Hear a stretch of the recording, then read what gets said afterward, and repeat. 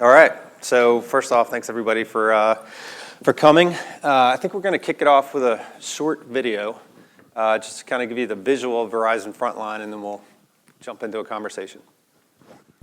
America's #1 network choice in public safety, we plan for the worst, so you're ready with your best response possible. We're working to make real interoperability a reality, so first responders will be able to communicate and share mission-critical information. 5G innovations will help make operations safer, more secure, and more effective. We're committed to building the innovative network and technologies that will help first responders save lives well into the future.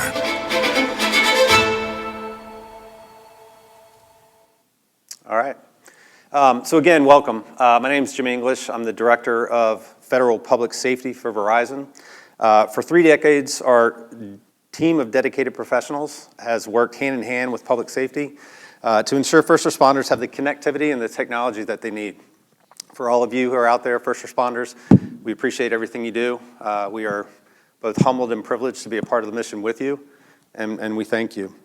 So over the last 30 years, it's really this partnership that's helped create Verizon Frontline. And we talk about that as the advanced network that's built with and for first responders. So over the last 3 decades, a lot's changed, and we're going to talk about some of that today. And it's going to continue to change, right? So today we're going to focus on the role that 5G has and the applications it can help enable that plays into that evolution. So joining us today on stage to discuss the power of 5G, Brian Stromsky here in the middle is our 5G managing partner. Sam Hall and Dustin Smith, both outstanding Verizon public sector and well-dressed, I might add, solution architects. So thank you guys for being here. So Brian, we're going to start with you. Before we look at what the future holds for public safety communications, let's first talk about how first responders are taking advantage of 5G Ultra Wideband today. So can you share a little bit of some of the real-world examples of how 5G is helping government and public safety agencies to unlock new capabilities today? Thanks, Jimmy, and thanks again for it just echoes Jimmy's comments here for all the work that you do day in and day out. It's truly appreciated, and you can never say thank you enough for what you do day in and day out. 5G is exciting, right? I mean, we've heard it for a couple years now, and you're probably thinking, what the hell does it mean to me and my agency in particular, right? What I can tell you, what we're doing in real terms here, what public safety agencies are using today, are some of the legacy stuff, right? We see connected mobile data terminals, dash cams of the work we're doing with Axon in particular, taking advantage of 5G, which is very exciting. But I think where you're starting to see 5G really start to really take off this year and going into next year is really some of the partners you saw over the last couple of days, right? So you see a connected, in our booth in particular, you saw a connected dog, right, that has video sensors in there. You see drone technology being used on the showroom. We're seeing a lot of that actually start to bleed into public safety as well as in DoD and military applications and use cases. From a correctional standpoint as well as perimeter security, we're starting to see agencies starting to deploy these connected drones, connected vehicles using 4G still, as well as 5G, which is very exciting. What I mean by perimeter security, for instance, an officer, man or woman, arriving on a scene, but before they arrive, an actual drone or another autonomous vehicle is already on the scene and streaming that information back, right? One of the things I get excited about 5G and what you're going to see from law enforcement and doing today is we had these disparate networks, right? You had a dash cam, you had a body-worn cam. You had, if you had, you're lucky your department had a helicopter, right? Or a roto unit, aviation unit.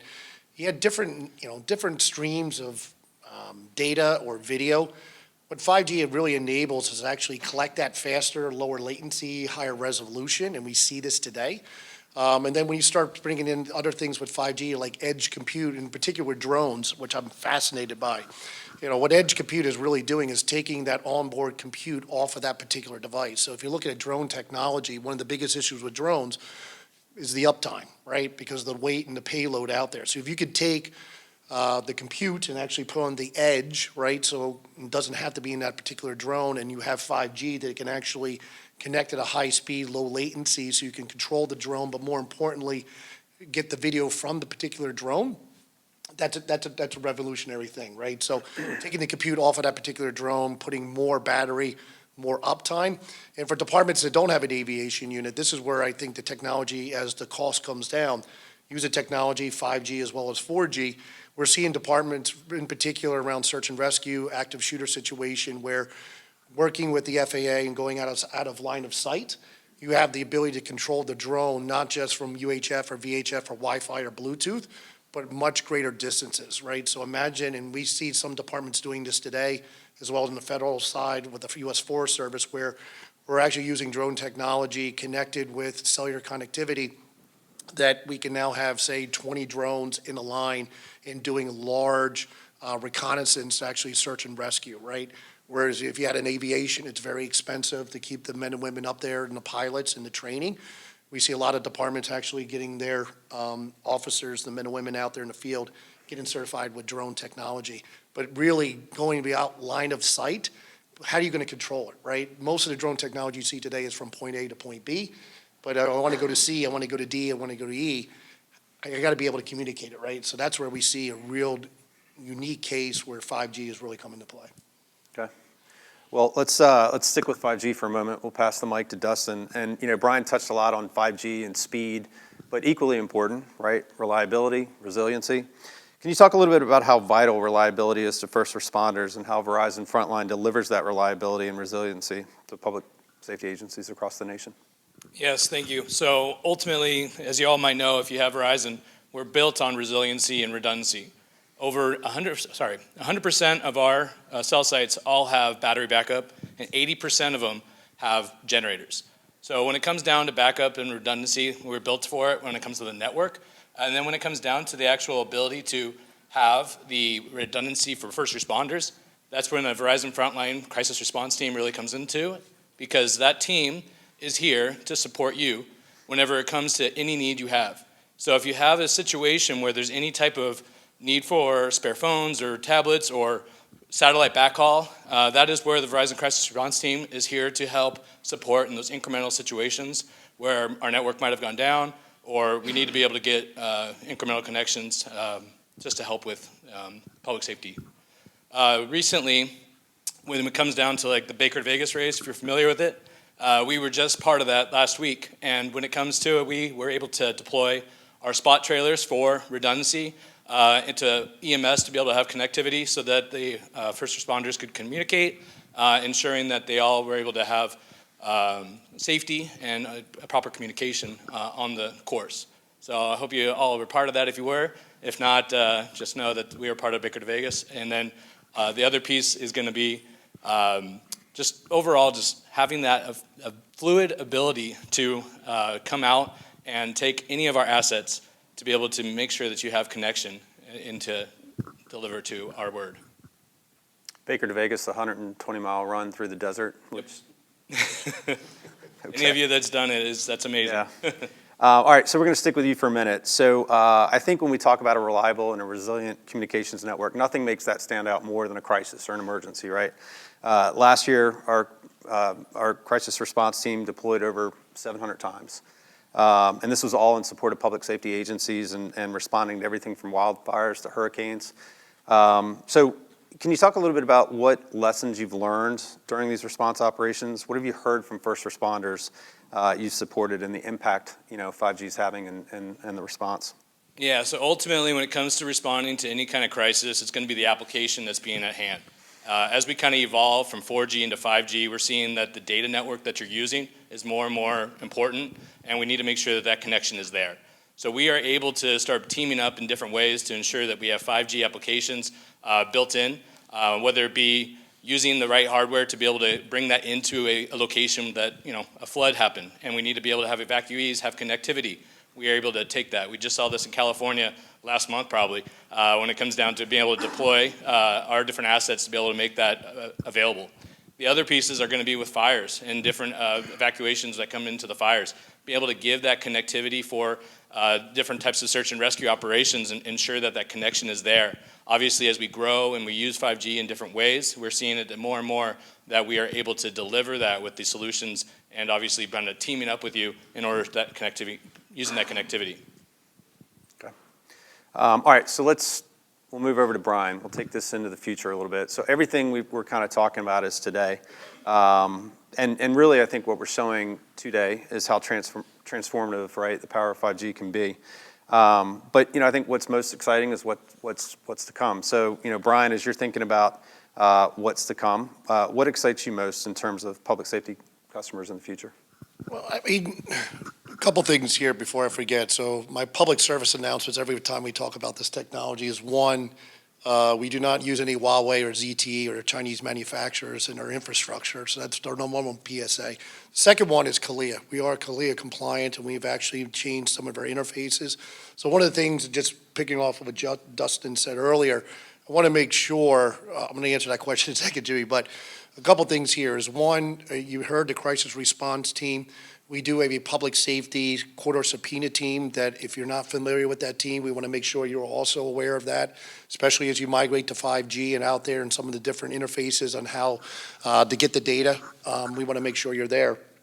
But when we look at where we see on the power of 5G, we deployed it on April 3rd, 2019, and was in 2 particular cities. And what I get excited about here is, we were only doing a millimeter wave technology that doesn't propagate as far and wide as we would like, right? It's just the physics of it when you're running at 28, 39 gigahertz.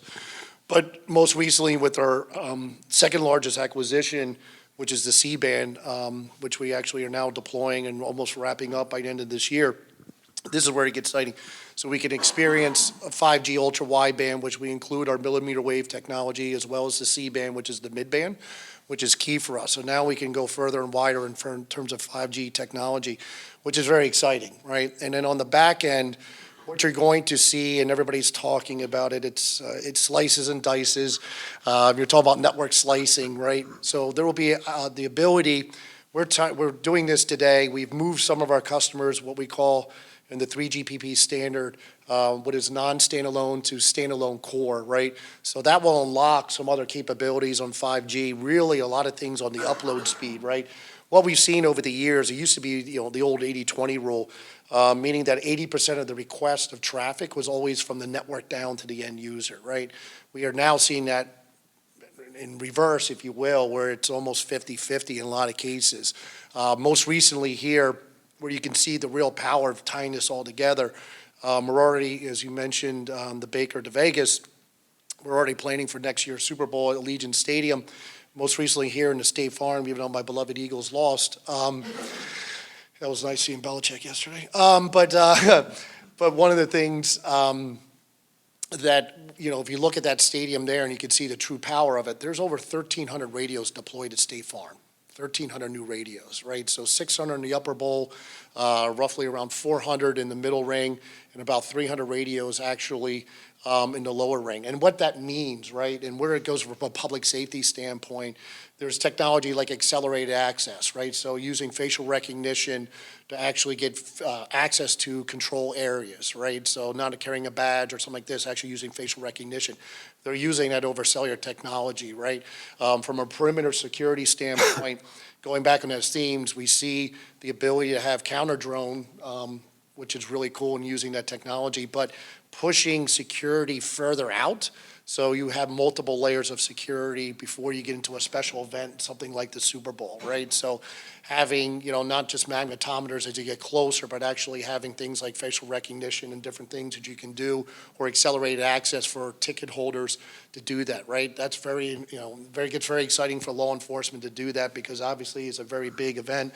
It's a big target. But when you tie this all together, what we're also seeing, it's kind of an oxymoron, is things like fixed wireless access, right? The ability where, we unfortunately saw with the pandemic, there's still a digital divide. There are still areas that don't have adequate broadband in a lot of cases. And what 5G has the ability to do, and we're doing this today, is actually having broadband connectivity delivered by cellular, right? So it's fixed wireless, kind of almost like an oxymoron, if you will. But the point is actually having that technology and having one network that can do all of that. And then where you go on this, it's a slicing capabilities, is to actually give different network attributes depending on your use case, right? So what's happening is you're going to have the radio access network will talk to your application. So if we look at somebody like Axon, and congratulations on their AB4, but imagine if having the dash cam, one case or in their fleet side, you know what, I might need high resolution, low latency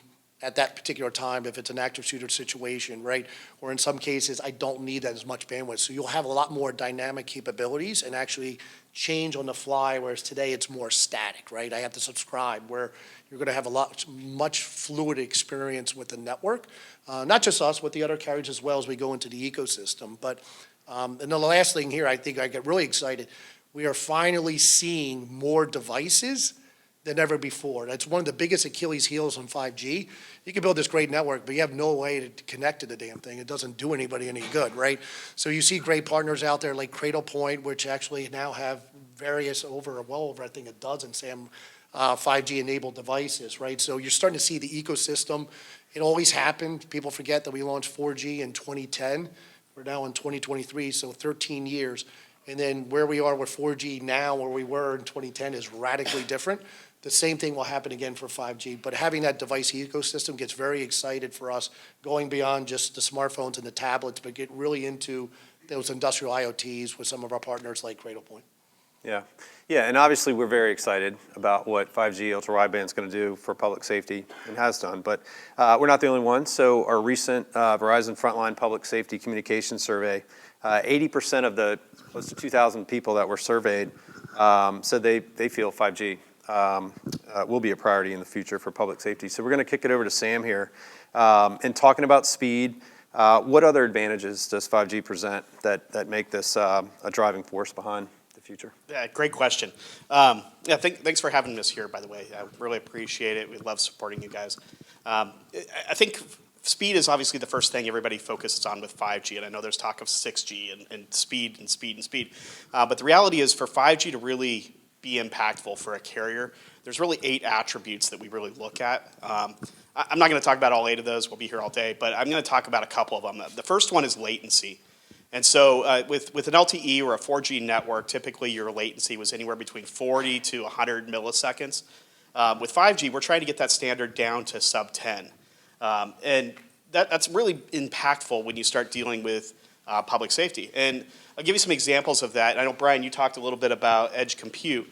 If we can combine 5G technology with low latency already, and then also not have to go out to the public internet to get those resources, you've got some really impactful solutions. So an example, when I think of public safety, typically you think of guns and hoses, but I'm going to kind of pivot us a little bit towards DOTs. So I come from Colorado, where we've got snow half the year, and you got to deal with that. But snowplow drivers are actually a pretty good use case for what we're talking about with 5G. For those of you unfamiliar with snowplow technology, it's actually evolved quite a bit. One of the things is most snowplows actually have their own weather station on board, so they're getting real-time weather conditions. They're connecting all that up usually with a Cradlepoint or some sort of router. But they've also enhanced their technology recently, and they're starting to add things like friction sensors, where they can actually detect what the road conditions are after a plow. So where I think 5G really comes into this, and that latency is really impactful, is now you can take that friction sensor on the front of the vehicle, so right after the plow, you can detect what that road condition is. You can combine that with the data you're getting from the weather sensor on board, transmit that up to the cloud, which essentially with mobile edge compute, we're putting Amazon Web Services servers in our network switches, so we're not even hitting the public internet. You're able to do real-time computing on that, send that back to the driver, who now can either take a recommendation and apply chemicals the way it's supposed to, or you could take it a step further, and now you could just hire CDL drivers to drive plows, and the plow can automatically control itself, where they can automatically detect the road conditions, do plow up, plow down. They can automatically start doing spreading of material or stopping the spreading material. But being able to do that with low latency is really important. If you can detect the edge of the bridge at the front bumper, and by the time that vehicle passes with the back of their bumper, be able to spread material at that exact instant, that's impactful. Today, you rely on drivers who really know what they're doing, and they're half a mile down the road before they're actually changing their conditions. So I think latency is a big piece. The other one is really massive amounts of connected devices. We know that there's lots of stats out there about how many connected devices we'll have by 2030. But the reality is there's more and more connected devices. And I think a really good example of this, that the 5G standard actually calls for 10 times more users, so up to 1 million cell devices in a square kilometer, all of which using 10% or 10% more throughput. So up to 10 terabytes of data per second. A great example, I know you mentioned the Super Bowl already. So those unfamiliar with the stats from the Super Bowl this year, 60% of the people in the stadium are using Verizon devices. And on average, so the median speed right now that we were doing at that game was over 2 gigs per second download. I mean, that's pretty impressive. We had peak speeds over 4 gigs per second. And so that's just a testament to what 5G can do for users. Whether it's first responders or even general fans, being able to allow everyone to use the network and not having to rely on priority and preemption is a really big deal. Yeah, I think I've been reminded about 100 times of how important low latency is as you're going across the crosswalk and that little driverless car is coming around the corner. And Absolutely. Here in Phoenix. But, I think when we look back at our Frontline Public Safety Communications Survey, one of the other things that was revealed was how important strong connections are, right? So we'll go over to Dustin here. And I think when we look at deployable solutions, Verizon Frontline is leading the way there. So can you talk a little bit about some of the recent form factors the team's introduced? I know we have a few of those in our booth as well. So. Yeah, if you haven't stopped by our booth, we do have several of our solutions. And when it comes down to our Verizon Frontline Crisis Response Team, there's actually an innovation team built into it. And the innovation team is actually going together with our partners to build out solutions.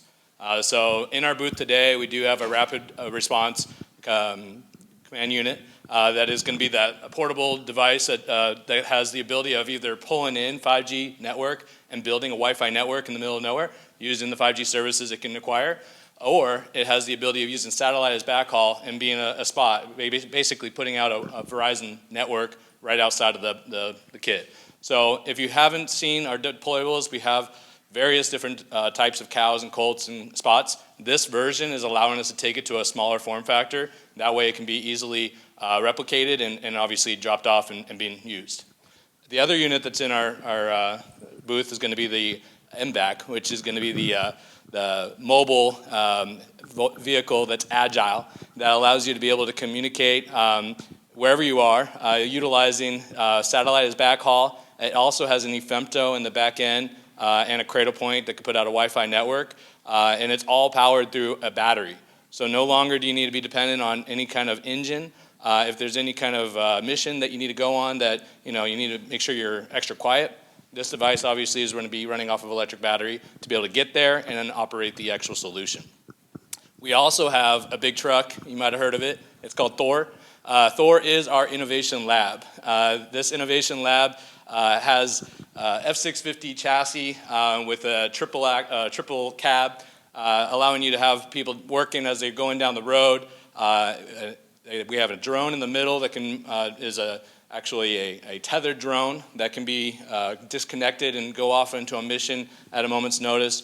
And then in the very back is going to be the core of our network. We have both a 4G and a 5G core network in the back that is used for innovation. And it's also used for real-life events, as we saw with like Hurricane Ian. But ultimately, we're able to use this device or this truck to be able to put different types of partners into it and put it in real-life settings so that we can actually say this is actually what's going to work and be able to put it to work before we actually put into any kind of sale or any kind of proposal. The other part of Thor is Thor's hammer, which is a trailer about 26 feet long, and inside of that has a standalone 5G network. So as we evolve into the future and we're looking at the different ways that we're able to utilize 5G, we got non-standalone, which is actually leveraging 4G in the connection, and then we got standalone, which is actually not using any 4G, and it's just 5G devices that are connected. This allows us to do that network slicing that both Brian and Sam were able to share with us and be able to really put those applications into those settings. So in the big picture, we are innovating, we are partnering with you. So if there is any types of solutions you're looking at, that is what my role is a solution architect. We have them across the Fed in the SLED space to be able to help with making solutions and trying to work back with all of our different partners inside Verizon to be able to help you with building these types of applications and seeing what we can do. So.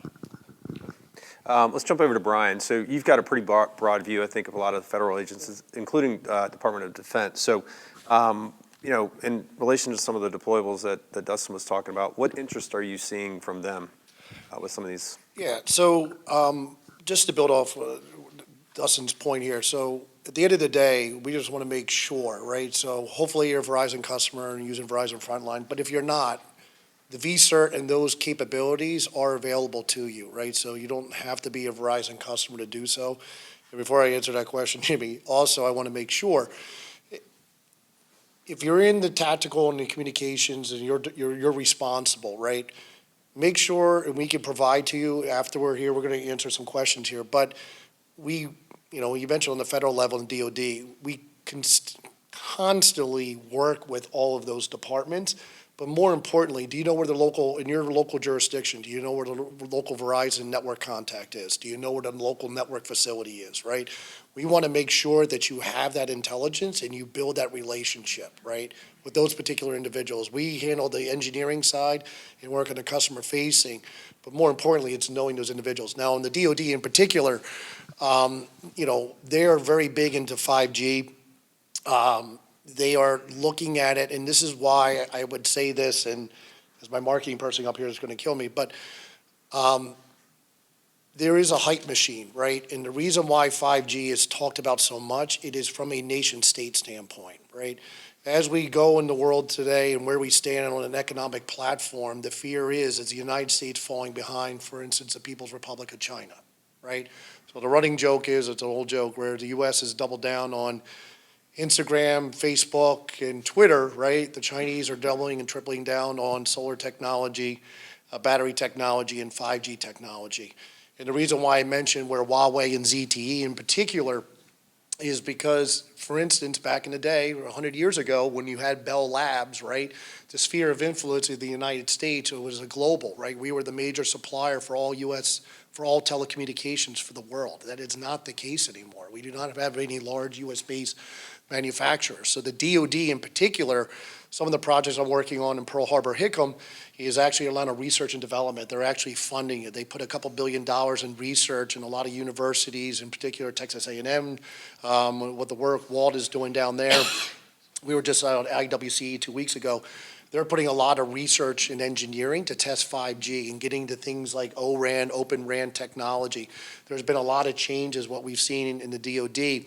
And most recently, you're also seeing that sphere of influence in the DoD, working with the Department of Commerce and NTIA. They just announced a $1.5 billion innovation fund that you can all go after if you want to, around 5G technology. They actually want to do different testing capabilities. So as Dustin mentioned, one of the things that we're doing a lot with the DoD in particular is we actually took out Thor's hammer. We took it out to Colorado, to the Northern Command, and we actually had Thor running a 5G network. We had military personnel actually connected. We were actually, they had smartwatches that were 4G enabled. And then we had a drone that actually was 5G enabled talking to Thor. And we were actually doing a tactical operation where we're actually getting vital signs from the men and women in the field, as well as taking surveillance video actually from the aerial and actually providing that in real time. But we do see this in the DoD. They're actually, in particular, they're mandated by Congress for the National Defense Act to clear the roadblocks because they want to get 5G. And they're doing this not just Verizon, but all the other commercial carriers, T-Mobile, AT&T, and Dish as well, where they actually want to promote 5G technology on all the military bases, right? So having that infrastructure, getting that infrastructure in place is really the key. That's what we do well as layers 1, 2, and 3. But it's really, like, you look at like somebody like Axon, they're going to make the application, they're going to make the end-to-end solution, but use our network to do so. So the DoD is putting money in, putting the money out there, that this research and engineering, these projects, will actually set the bar and actually help everybody in this room here one way or the other. So if you think of things like GPS, right, that was a DoD military, but everybody uses GPS right now. So for them to take the lead on the research and engineering, I think is a great a service to this great country here. But I just want to make sure, this is why 5G is so important, because you are competing on a nation state, and think about all the technology this great country we've developed, right, and the economic impact it's had. This is the fear. Are we falling behind to some extent, right? Also in the DoD, and a long-winded answer here, is anybody on the Joint Terrorism Task Force in here? Right, or handle classified. So there was even one of the threats that we had the United States was not going to share intelligence with some of our allies. Why? Because there was Huawei and ZTE equipment in their particular country. It's a threat. And we saw the recent news here with the leak of some classified information. So it's really good technology. And I think the last thing I'll leave you on the drone stuff, even more, we did this one of our crisis response, but we're doing some work with the DoD, is we're actually using the drone to actually be a mobile cell site. So in remote areas, we're actually putting the drone up, and that drone is actually tethered, so the fiber's going up, power's going up, but it's actually irradiating the cellular signal out there, so, which is a really cool technology that we did with the DoD as well. Okay. All right, so we're going to leave some time for questions here at the end, but just kind of as we're wrapping up the discussions, one of the things that we talk a lot about and we're excited about is the deployment of our C-band spectrum. So, Sam, we'll come to you to kind of wrap it up, but can you maybe expand on a little bit of what that means for our public sector customers? Absolutely. C-band is really, really exciting for Verizon. So we spent, I don't know, what is it, $53 billion on a lot of C-band spectrum. It's a massive amount. So to give you an idea, if you're not familiar with where C-band fits, it's a 3.7 to 4 gigahertz range. So it fits really squarely between your 2.4 Wi-Fi and your 5 gigahertz Wi-Fi spectrum. We like to refer to it as the Goldilocks spectrum. It's just right. It's the perfect amount of coverage, but it's very, very wide blocks of spectrum. So to give you an example of why we think this is so important, so when LTE first launched for Verizon, we were launching in 10 to 20 megahertz size blocks. With C-band, we're going to be able to do anywhere between 140 to 200 megahertz blocks of coverage across the country. So this is a huge deal for us. So in any particular market, you're going to at least double the amount of spectrum we have available for your devices, up to 4 times more spectrum in a particular market. Really, really exciting. We started launching the first 60 megahertz of that spectrum last year. The last part of that comes available at the end of this year. We're very, very excited to deploy that. Ultimately, what does that mean? If you want me to summarize that, I mean, more speed, more power, all the benefits of 5G. It's just going to be a big game changer for Verizon. So we're very, very excited about C-band. The last thing I'd leave you with is make sure that your devices support C-band. If you've got older vehicle routers, you should be talking with the manufacturer to see if they're C-band capable. But you will be missing quite a bit of coverage and spectrum and capabilities if you don't have C-band based equipment. Yeah, no, great point. Okay, so I think that wraps us up here. I want to thank you guys for sharing your expertise, your insights. Lots have evolved. It'll continue to evolve, and understanding how that's going to work. And I think what we learned really was when we think about the power of 5G and reliability, how important that is to the public sector. So thank you for being here. Thank you guys for being here. We're going to show a short video here. We've had the opportunity to be in Phoenix quite a bit over the last several months. We had a 5G innovation session in December. We got to showcase some of the technology that's over at the Sun's facility and how they're using that to make real-time decisions about athletes and injuries and shots and all that other stuff. We got to spend some time during Super Bowl. Our network switch was the command center, and it will be the backup command center for next year's Super Bowl. So we got to, as Brian was talking about, really connect some of the local agencies with the folks who are working in that facility and make sure that relationship exists. So I think we're going to showcase a little bit of that, and then we'll open it up for questions.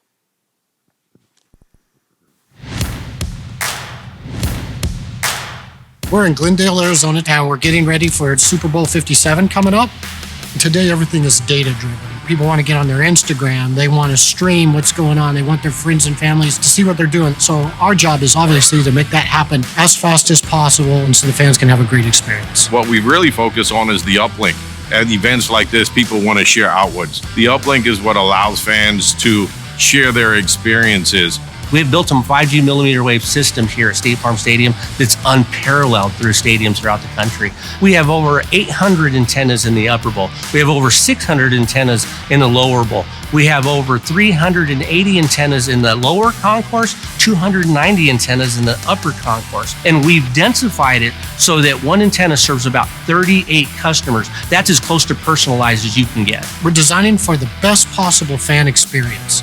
That's our goal. Anywhere you go in the stadium, inside, outside, every level, suites, you name it, we're here to make sure it all works perfect for the big day.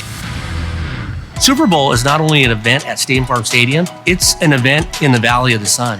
We, as a network team, took on the challenge to make sure that the experience you get inside State Farm Stadium carries well outside the stadium to the greater Phoenix area. Earlier this year, we launched Ultra Wideband experience through C-band throughout the major cities in and around Phoenix. So Glendale, Phoenix, Scottsdale, Chandler, Gilbert, Tempe, the main key areas that a lot of the Super Bowl events are going to happen. We've also intentionally deployed millimeter wave throughout neighborhoods in those same cities. And then we've deployed enhancements throughout the in-building venues, which are targeted to be a part of the Super Bowl experience in 2023. We're so thankful to Verizon for partnering with us. We want to make sure when you're in downtown Phoenix with 1 million of your closest friends that you will have the service you need to send those pictures that make everyone who's not with us jealous. We are the command center that we set up for Super Bowl 57. Our goal is to find issues in the network before our customers do. This is where the magic happens, or more specifically, where all the monitoring happens for our network throughout the valley. We're really watching to make sure that throughput is good, there's no dropped calls, and the customer experience is maintaining what they expect from a Verizon network experience throughout their day. What's really great is that the system performance engineers have found wonderful ways to visualize that data so that everyone can pitch in and help and find solutions to those problems as they arise. We have a history of putting on Super Bowls here in the Valley, so this is not our first time, but this command center is really just amped up so much more for Super Bowl 57, and the data and the information that's coming out of here is truly remarkable. I feel we're really ready. We've got the stadium built. We have tested it with Wi-Fi off to really push as much traffic as we can to it. And our performance has been very good to date. So we've got a few minor things left to do and we'll be ready for that big day. We've been working for years to prepare for Super Bowl. It's not just about one day, one game. It's about making sure that everybody has a great experience in the events that lead up to that. Verizon in 2019 started out with 13 NFL stadiums, and we have over 100 venues now with 5G in it. That is our ultimate goal for all our fans to be able to experience super fast speeds and have the best possible 5G experience. Okay, so we'll open it up for questions. We've got the experts here on stage. We are sitting under a vent somewhere, and it's freezing up here. So we'll put them in the put them in the hot seat and warm them up. So we'll open it up. We'll be shy. We have free tech support here, so.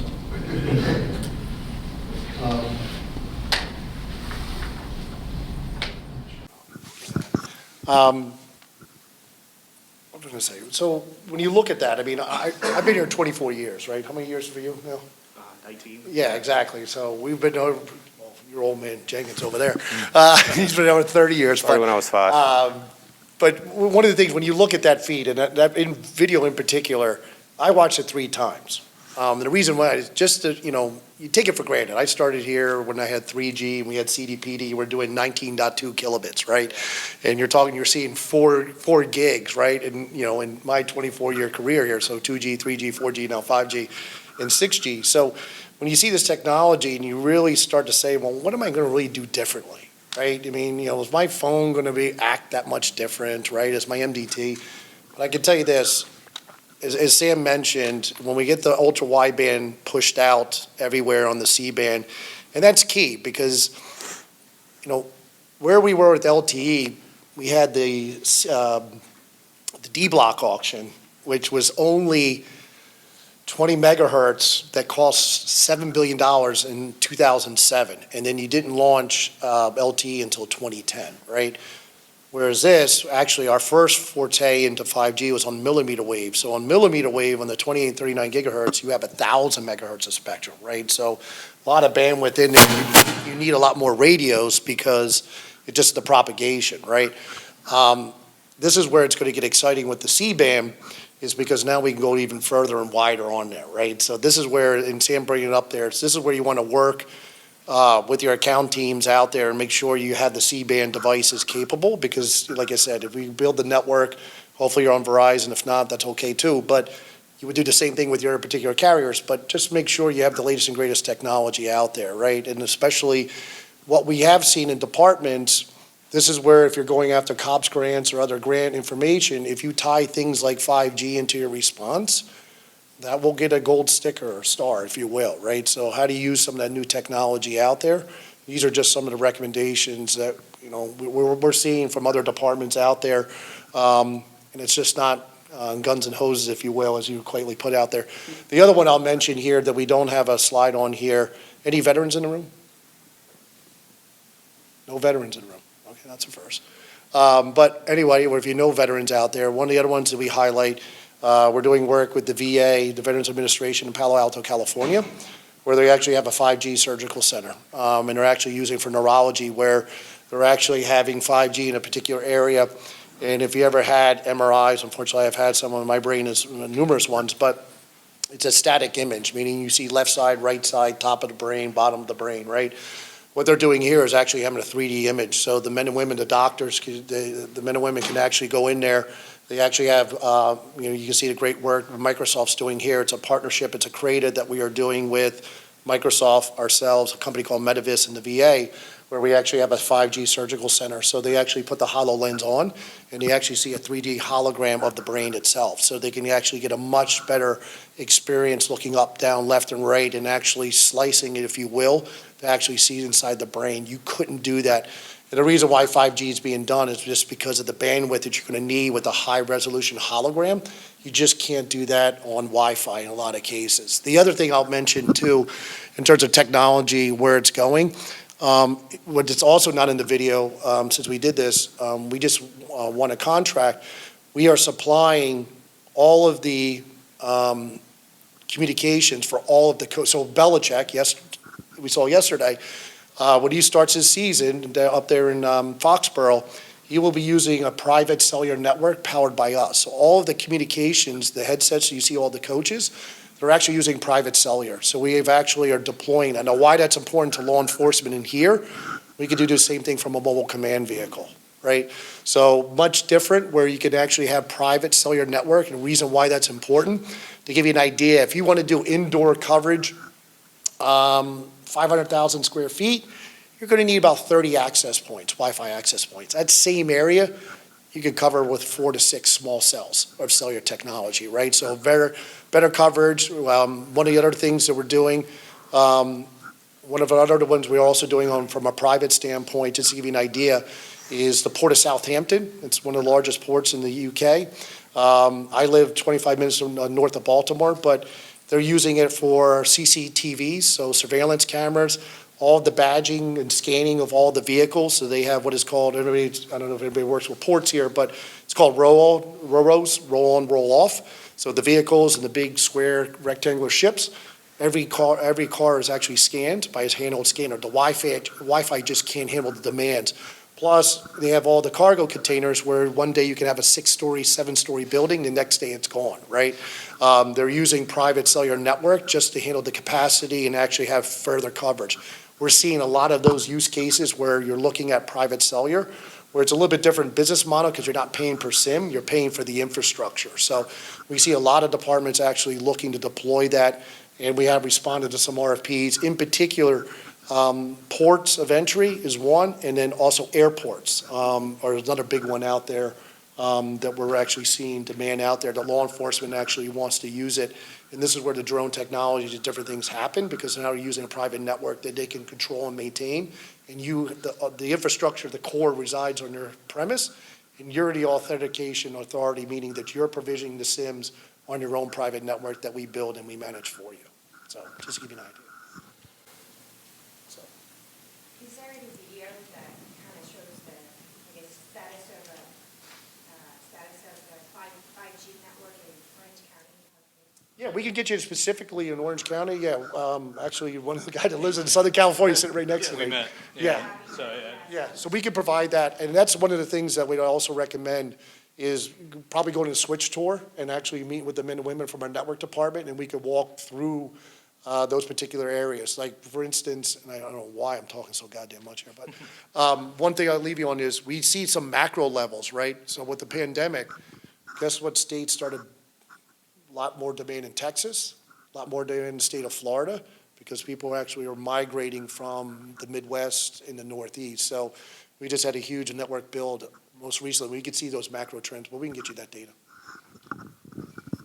And I'll just add that earlier Brian said to just know your network team, and to that question, I just want to, make sure you reach out to your local sales team if there's any network questions, so we can help bridge that gap and get you more information, get those switch tours if we can. Obviously, post-COVID, the world is a little different when it comes to things, so we'll work back with that.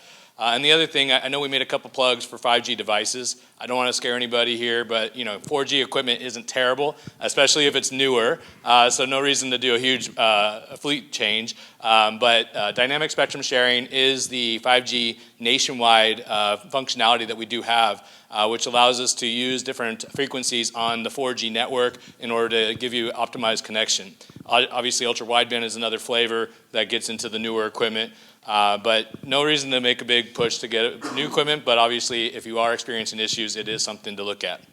I think maybe you can expand on that a little bit, because I think we talk about that a fair amount in briefings and things like that. But when you think about IoT, 4G, 5G, things have a place, right? It's not, everything doesn't need to be 5G, but certainly we want to make sure. So That's a great point, Jimmy. So we see it today. So another big change for us, bless you, was at the end of December this year, we finally shut down CDMA.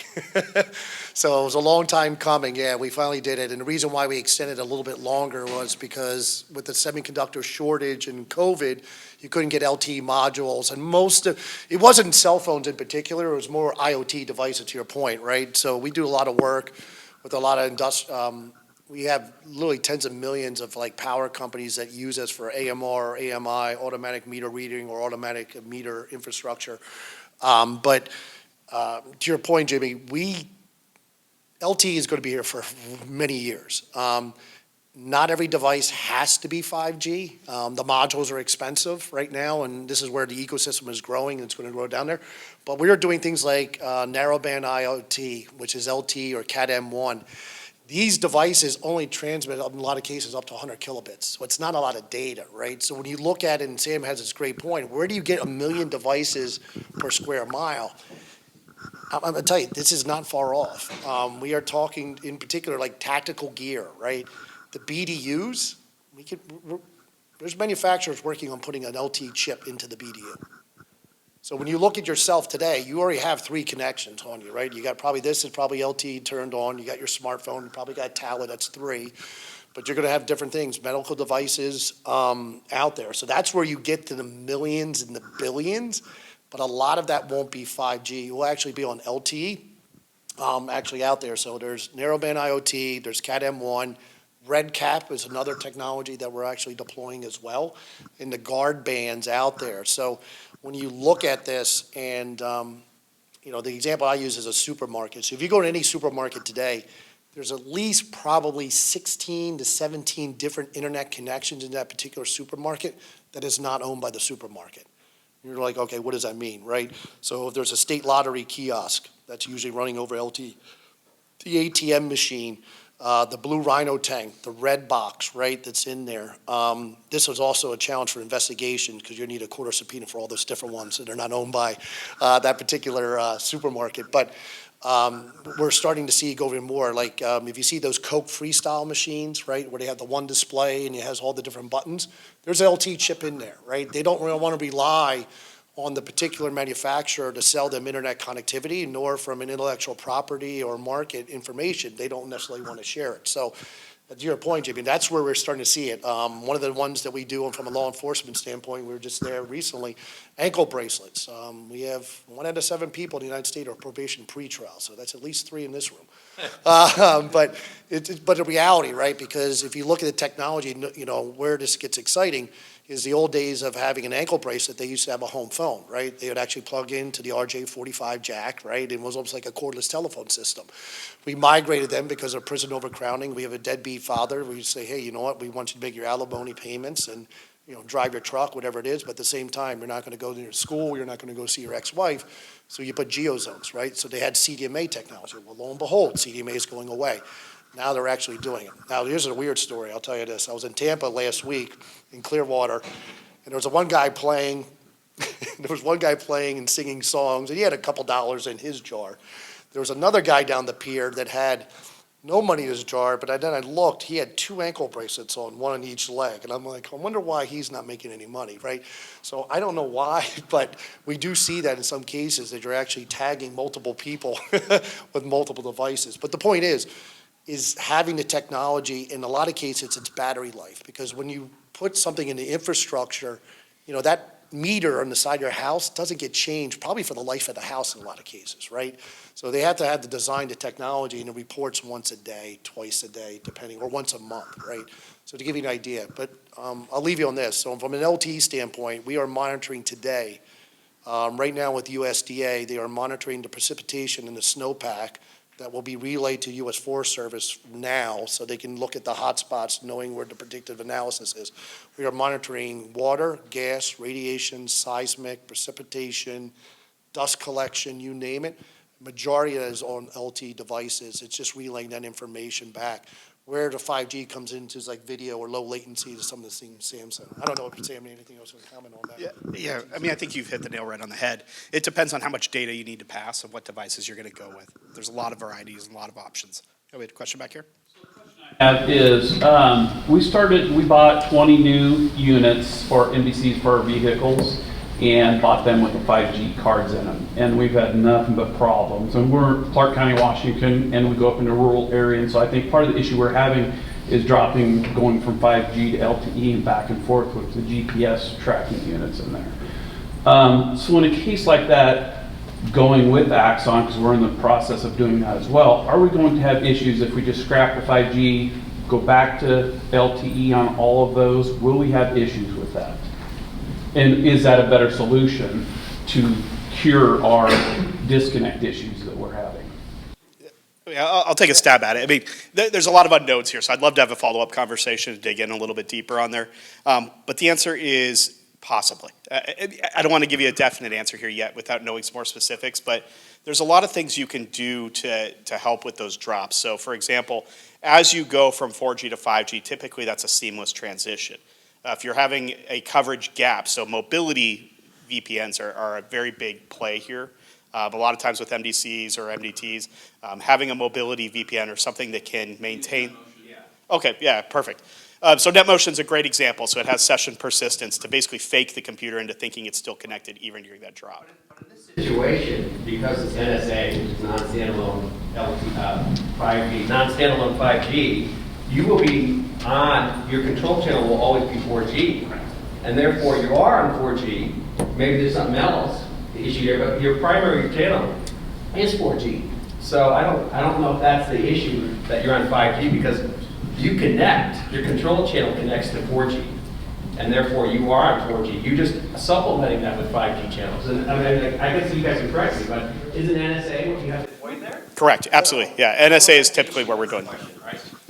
Yeah, so it's still tethered to 4G even though it has 5G technologies.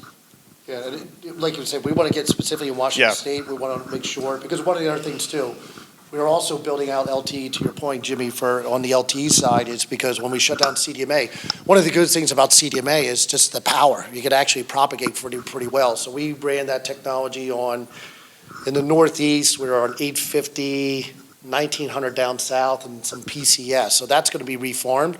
But when we turn down the CDMA, some of the challenges we ran into, there were some gaps in coverage, right? So the LTE network has to be built up. So we want to know specifically in Washington State, we could do a lot of testing for you, but let's dig into that. Let's get your contact information, make sure we're doing everything we're supposed to be doing. But that's a great question. But that's some of the things we found out, because also some of the roaming partners on some of the 3G technology went away as well, right? So especially that Washington State, we want to look and see what we can do there. Great question. We will hang around for anybody that's shy, doesn't want to ask anyone. If you can't tell, we upgraded Brian to 5G. We got faster speeds, longer battery life. I don't know. I am rambling right now, and I don't know why. Being upgraded, he's from the Northeast. I am. Yes. I should be talking my hands here, but no. Listen, I mean, what Verizon does, what T-Mobile, the choices out there, it's a good spot to be. Competition will drive innovation, so it's a good thing. You all benefit from this. One of the things I take pride with these gentlemen up here is, if it works, we'll tell you if it works. If it doesn't work, we're going to tell you it doesn't work, right? It doesn't do us any good that, when you know what hits the fan and we can't perform, it doesn't serve anybody well, right? So we want to set proper expectations and hopefully, exceed those, but it comes down to relationships and partnerships, and I can't stress how much you need to work with us, our network team, having the V-cert, having the quarter subpoena numbers, right, who to contact in those moments are critical, and we got to do a better job and we're actually working marketing, so, the handouts we have those QRG codes, so we can now scan those, go right into your phone, so you don't look for that piece of paper and, try to put it in there, so. Yeah, and I think what's important about that too is, I would definitely encourage, if you haven't already, to grab one of those pamphlets from the booth, because it does have all that information. And, one of the things we don't highlight often, but I mean, the reality is you don't have to be a customer of Verizon. So these emergency response services are available to help you in the mission that you're serving and the event that's happening. We partner on Blue Sky, we partner on Gray Sky, we love doing tabletop exercises. All that's, something that, I think for us, it just, it makes that partnership greater, especially when we can take use cases and find other ways to implement similar solutions. So, but that's, I think, all that we had today. If nobody else has any questions, we do appreciate you being here. Again, appreciate all you do, and thank you.